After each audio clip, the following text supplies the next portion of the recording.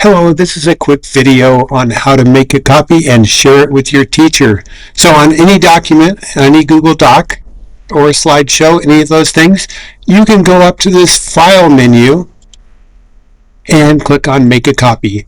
And when you make a copy, I like to get rid of the copy of, I'm just backspacing, and I'm going to put in Mr. Swift. But if you put in your name, that is helpful for your teachers. So I'm going to click make a copy, and then I'm going to share it with my teacher. I'm going to pretend like Mr. Eberly is my teacher.